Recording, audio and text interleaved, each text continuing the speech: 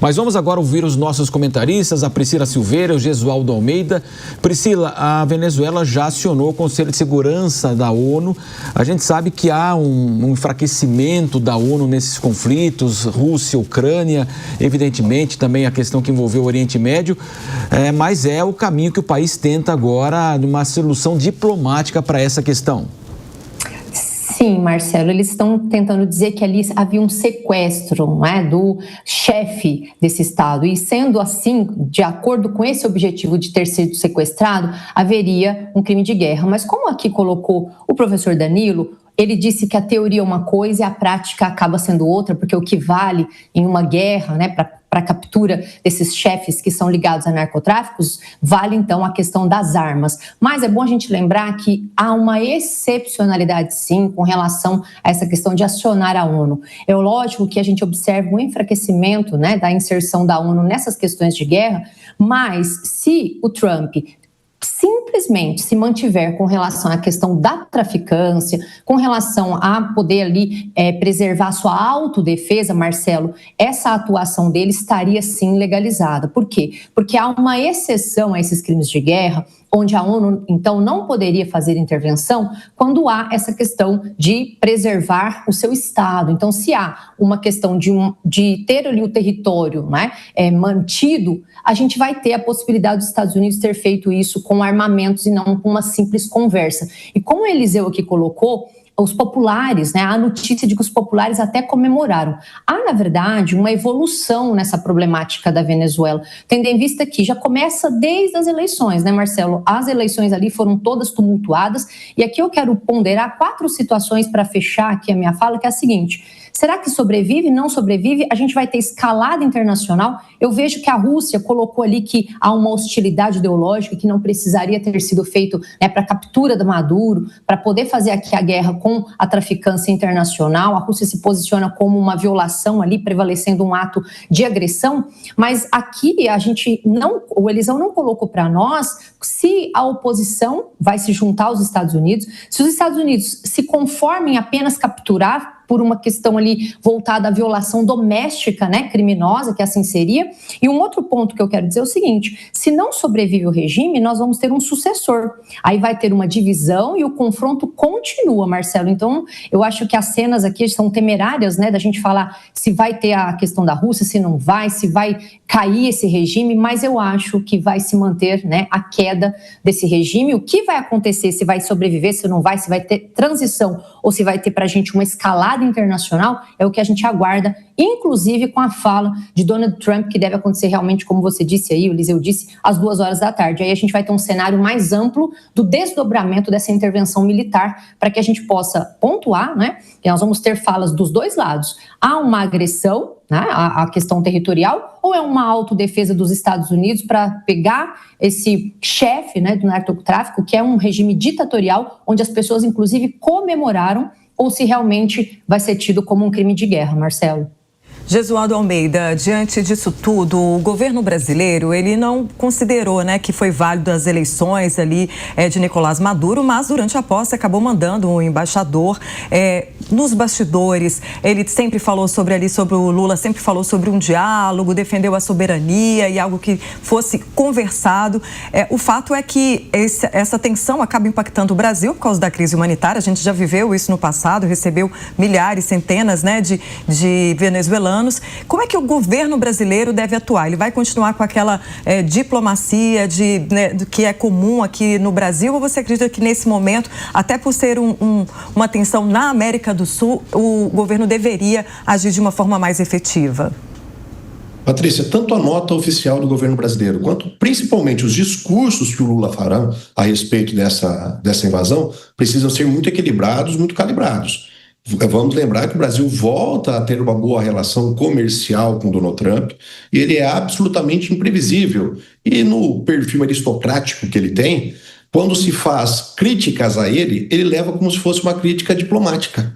Isso já aconteceu com o México, já aconteceu com o Canadá. Portanto, a nota brasileira deve ser muito equilibrada, não há como não se comemorar a queda de Maduro. Ele é um ser abjeto no cenário nacional, no cenário internacional. E os seus poucos aliados também já têm os seus próprios problemas. O Irã, por exemplo, enfrenta hoje uma manifestação popular muito grande e o regime tende também a lhe ceder.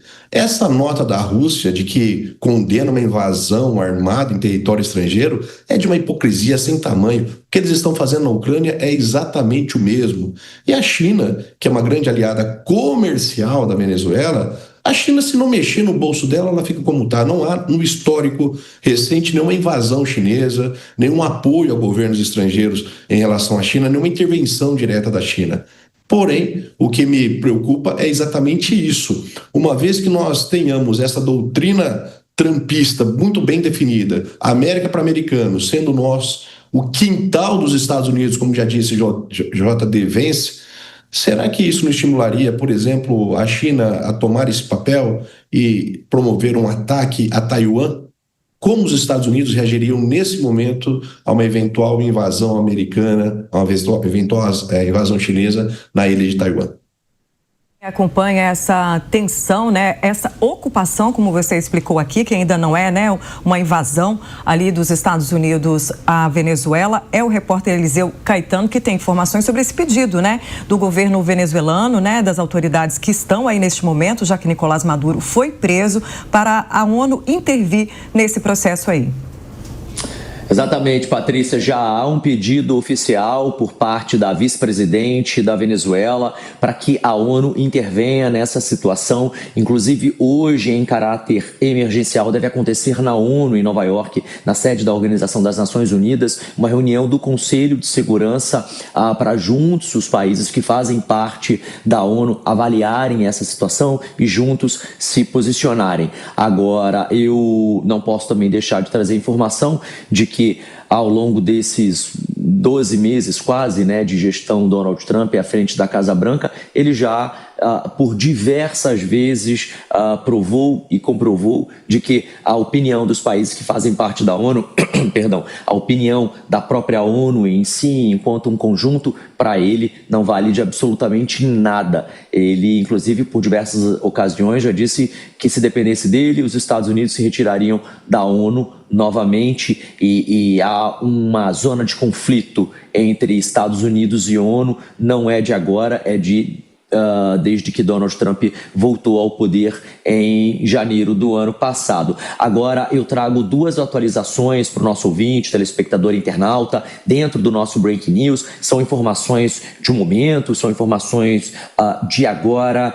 O Christopher Landau, que é o vice do Departamento de Estado aqui dos Estados Unidos, o equivalente à chancelaria aí do Brasil, acabou de fazer um post antigo feito pelo Marco Rubio, pelo secretário de Estado, e que está ao lado de Donald Trump nessa tomada de decisão. E ele disse o seguinte: é importante lembrar, Maduro não é presidente da Venezuela e seu regime não é governo legítimo. Maduro é o chefe do cartel de Los Soles, uma organização narcoterrorista que tomou posse de um país, e ele está sob acusação por enviar drogas para os Estados Unidos. E aí ele termina com só para lembrar, ou seja, dando um claro recado aos outros países do mundo que a atuação militar dos Estados Unidos teve sim a conivência do Departamento de Estado, teve sim a conivência dos diplomatas, vou usar esse termo, dos Estados Unidos, ou seja, estavam todos uníssonos na mesma vontade, e por isso a voz desse ataque à Venezuela hoje, que ainda não se consumou como uma invasão, né? Não há ainda relatos de uma invasão por terra de militares americanos. Falando em terra, como será que está Caracas agora? Vamos atualizar. Nesse momento, a rede de TV estatal mostra uma comemoração, exatamente isso que vocês ouviram. O povo em Caracas, assim como os venezuelanos aqui nos Estados Unidos, estão comemorando. Neste momento, a TV estatal mostra imagens das ruas sendo tomadas por pessoas com bandeiras, muita gente piscando as luzes das suas casas, dos seus apartamentos, buzinaço nas ruas dos bairros civis que não foram atingidos por esse ataque dos Estados Unidos que aconteceu na madrugada de hoje, início da manhã de hoje. Aliás, ataques que seguem acontecendo em outros estados, reforço, a princípio, segundo a própria mídia local, apenas em zonas militares, em bases militares, não em áreas civis. Não há relatos de civis mortos, não há relatos de civis feridos. Agora, uma outra atualização, então a gente já falou dessa do Christopher Landau, a gente atualizou nesse momento a situação de momento, né, lá na Venezuela, mas sabe quem se posicionou agora há pouco? O Irã. Por incrível que pareça, o Irã, o mesmo país que os Estados Unidos teve problema há algum tempo atrás, a gente acompanhou o bombardeio americano lá no Irã, o Irã acabou de emitir um comunicado. Nós tivemos acesso ao documento. O Ministério das Relações Exteriores da República Islâmica do Irã comentou aquilo que ele chamou de agressão militar dos Estados Unidos contra a Venezuela. E eles começam a nota dizendo o seguinte: em nome de Deus, o clemente, o misericordioso, o Ministério das Relações Exteriores do Irã condena veementemente a agressão militar dos Estados Unidos contra a Venezuela e a violação flagrante da soberania nacional e da integridade territorial desse país. A agressão militar dos Estados Unidos contra a Venezuela constitui uma violação evidente dos princípios fundamentais da Carta das Nações Unidas e das normas básicas de direito internacional. E aí eles citam o parágrafo 4 do artigo 2 da Carta, que proíbe, Marcelo, o recurso à força, configurando, segundo a nota, um claro exemplo de ato de agressão, o qual deve ser imediatamente condenado pela Organização das Nações Unidas e por todos os estados que defendem o Estado de Direito, a paz e a segurança internacional. Ou seja, o Irã também está conclamando a ONU para intervir nesse assunto. Daqui a pouco você retorna conosco então, Eliseu. Agora são 8h25. Repita. 8h25. Espaço para o nosso editor de internacional, Fabrício Naitz, que é a reação agora da Europa, Fabrício. Pois é, Matos, o governo da Alemanha se posicionou, disse que acompanha essa situação com grande preocupação. Essa é uma manifestação do Ministério das Relações Exteriores da Alemanha e também da Itália. O ministro Antonio Tajani, que é o ministro das Relações Exteriores da Itália, afirmou que o país está acompanhando o desenvolvimento da situação na Venezuela com muita atenção para a comunidade italiana no país. Ou seja, pode haver algum tipo de ação de repatriação de italianos, de europeus que vivem na Venezuela. A comunidade italiana na Venezuela é de aproximadamente 150 mil pessoas, 160 mil pessoas que poderiam até possivelmente ser retiradas do país nas próximas horas, a depender de como essa situação evolui. O que parece aqui, até puxando um pouquinho pelos comentários da Priscila, do Gesualdo, em relação ao que pode vir a acontecer no cenário internacional, é o seguinte: uma espécie de grande acordo entre os principais países aqui interessados nesse assunto. Os Estados Unidos atacam a Venezuela, retiram à força o presidente Nicolás Maduro por entender que eles têm legitimidade para cuidar da região deles, da esfera de influência norte-americana. E isso pode abrir, como destacou o Gesualdo, um espaço, por exemplo, para que a China faça um ataque contra Taiwan, por exemplo, onde há uma disputa histórica, quase centenária, ali na região sobre a soberania de Taiwan. Taiwan, historicamente, é defendida pelos Estados Unidos, pelo menos no sentido diplomático, pelo menos nas relações comerciais.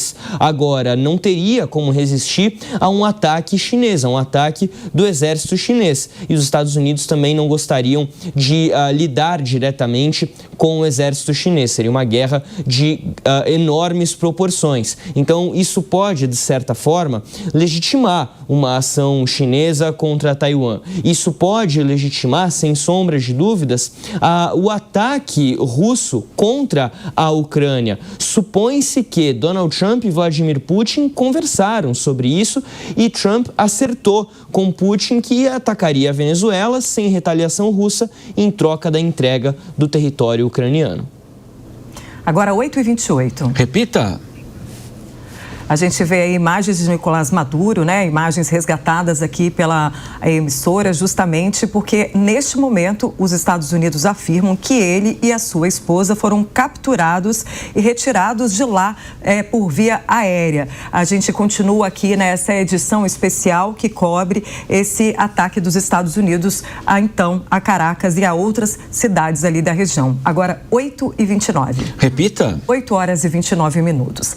A gente segue aqui com essa cobertura especial. Vou falar com a Priscila Silveira, chamar a nossa analista aqui que está conosco hoje no Jornal da Manhã. Priscila, a ONU, ela não chegou a condenar, né, as eleições da Venezuela, eleições que muitos países disseram que foi forjada, né, que não havia ali legitimidade. E agora ela convoca, mas falava-se também sobre essa questão dos direitos humanos, condenava a postura de Maduro ali, lidando com a população. E nesse momento que a ONU pede força, justamente Irã e Venezuela pedem que a ONU seja uma mediadora aí nesse conflito. Como é que deve ser o andar disso tudo?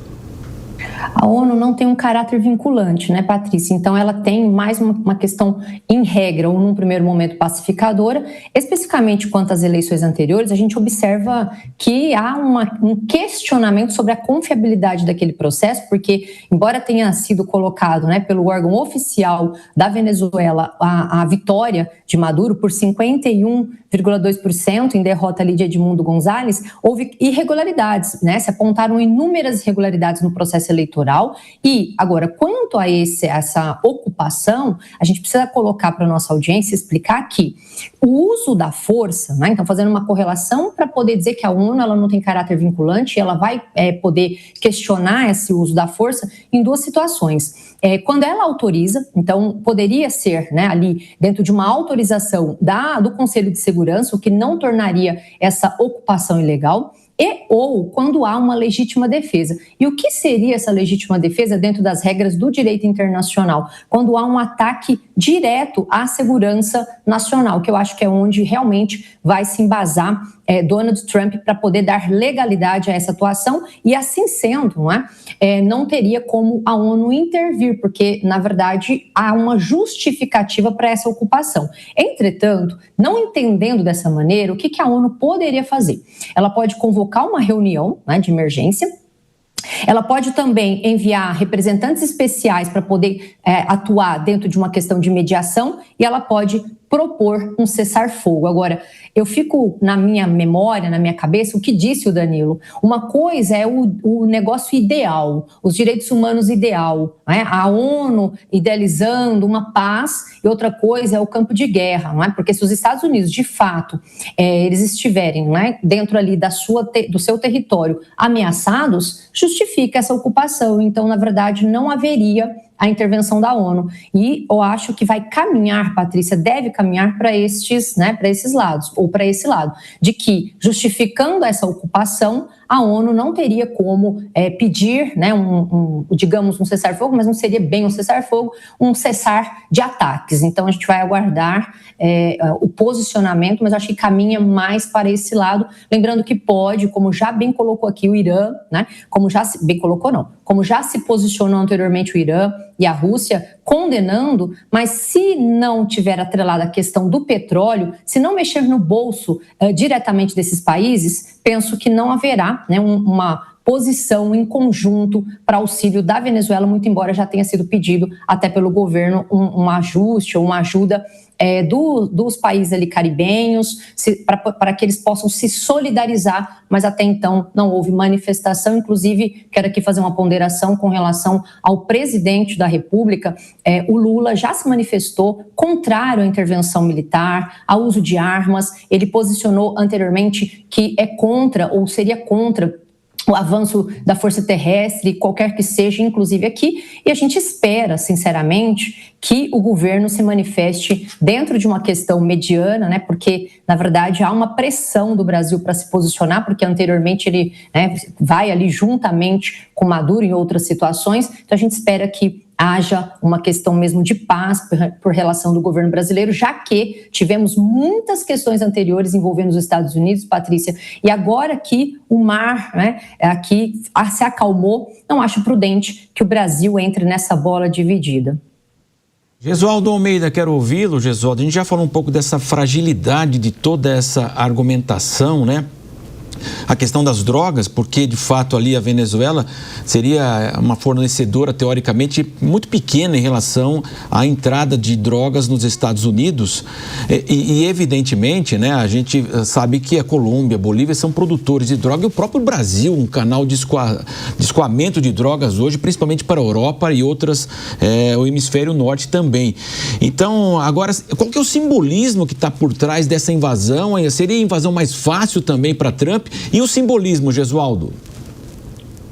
Pois bem, Marcelo, o simbolismo é muito grande, né? Vamos lembrar que os Estados Unidos passam por uma crise de drogas, é verdade, mas o principal problema não é a cocaína fabricada na Venezuela, no Peru, mas sim as drogas sintéticas, em especial o fentanil, que não vem da América do Sul, que vem lá dos países da Ásia, como nós já falamos anteriormente, especialmente a China e a Índia, que fornecem as matérias-primas para essas drogas. Ora, essa invasão tem de tudo, menos o argumento que se mantenha sobre combate ao tráfico de drogas. Porém, Maduro é uma pessoa tão ignóbil, tão desprezível no cenário internacional, que poucos ousarão defendê-lo.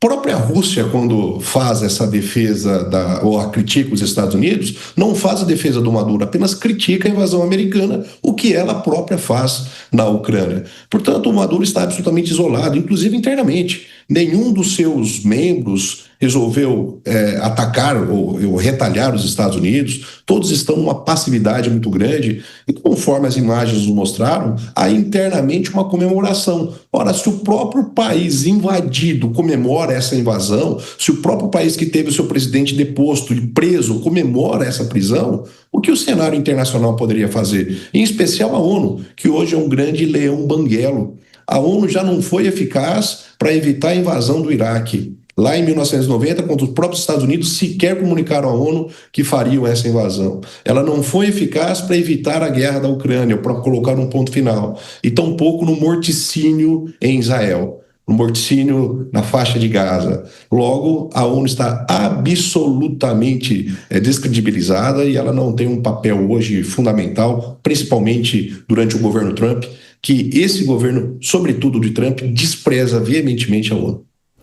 Fabrício Neitzker, vamos falar com ele agora, o nosso editor de notícias internacionais. Fabrício, o Nicolás Maduro tem sido acusado aí pelos Estados Unidos de ser o comandante, né, do narcotráfico mundial e de levar drogas aí.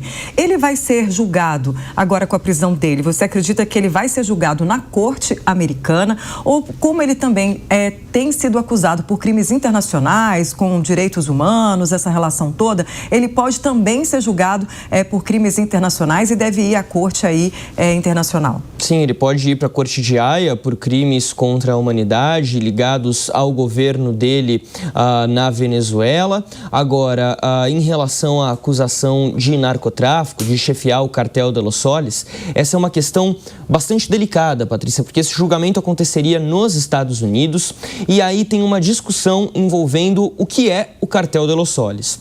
O que acontece aqui? Quando a gente fala hoje de Venezuela, existe um grupo de narcotráfico muito conhecido, que é o Tren de Aragua. Nicolás Maduro não tem, pelo menos o governo norte-americano não fala isso, não tem relação direta com o Tren de Aragua. Esse sim, um grupo atuante, inclusive dentro dos Estados Unidos, com o narcotráfico.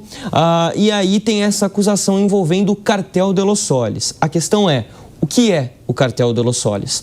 Essa designação, cartel de Los Soles, surgiu na década de 90, inclusive com a participação de militares, especialistas americanos, que acusavam ali pessoas ligadas ao exército da Venezuela, antes mesmo de Hugo Chávez chegar ao poder na Venezuela, desses militares estarem ligados a um narcotráfico, também a um grupo de narcotraficantes internacionais. Por que o nome cartel de Los Soles? Por conta de uma insígnia que é utilizada por militares militares venezuelanos no peito aqui do uniforme, da roupa militar, com o sol. Então, criou-se essa designação, Cartel de los Soles. Agora, o que dizem os especialistas internacionais em relação a isso? Que o Cartel de los Soles, ele não é um grupo de narcotráfico propriamente dito. Ele é uma rede de corrupção existente dentro da Venezuela, indiscriminada, quer dizer, sem uma estrutura propriamente dita. Para comparar aqui com o Brasil, por exemplo,